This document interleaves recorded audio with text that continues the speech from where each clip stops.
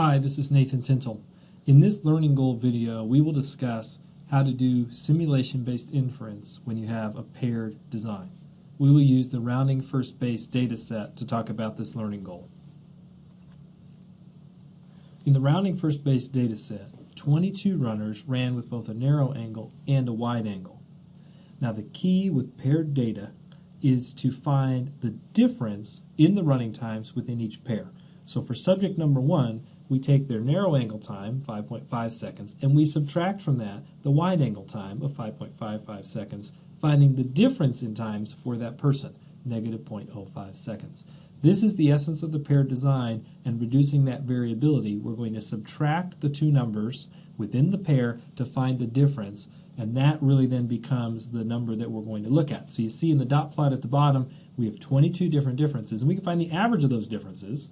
That's 0.075. We can find the standard deviation of those differences. That's 0.0883. Those numbers are going to be what we move forward with in our simulation analysis.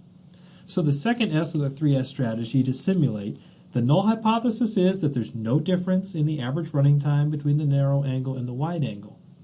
What that implies for a paired design is that the average difference within the pairs in running time is 0. So the average difference in running times is 0.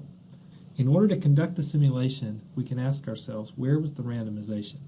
The randomization in this study was with which method was used first. A coin flip was used to determine if runners used the wide angle or the narrow angle method first. To do the simulation of the null hypothesis, we can re-randomize the data within pairs. That is, we can flip a coin. If it's heads, we'll switch the times. If it's tails, we won't switch the times. Let's show you a visual of this using the matched pairs applet. Here's the matched pairs applet. The data comes preloaded into this applet. I'm going to click the randomize button. And what we're going to do now is, for each of these subjects, you see their IDs, 1, 2, 3, 4 down the row here, we're going to flip a coin. If the coin comes up heads, we're going to swap the time. So the wide angle time is going to become the narrow angle time is going to become the wide angle time, and the difference thus will change. If the coin flip is tails, we'll leave the data alone. So when I click the randomize button, you'll see this happen. First one is tails, second one is heads, third one's heads, fourth one's heads. So every time we get heads, we're switching. Every time we get tails, we're not swapping the values. Okay, so you can do that 22 times.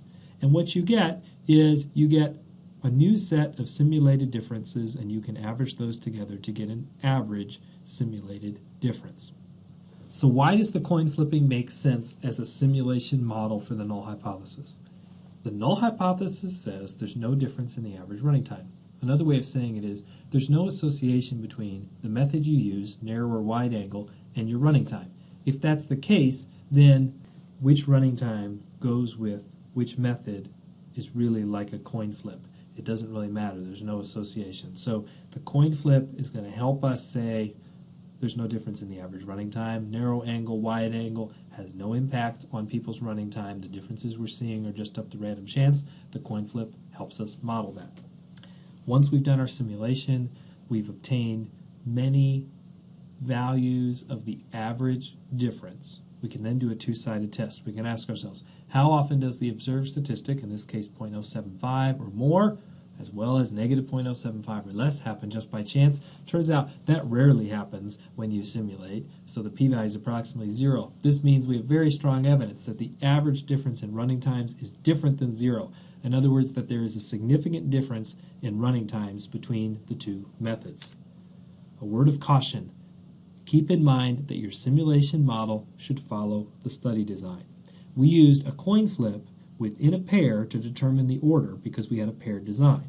When you have an independent groups design, you'll shuffle the cards and deal them to separate stacks representing the independents.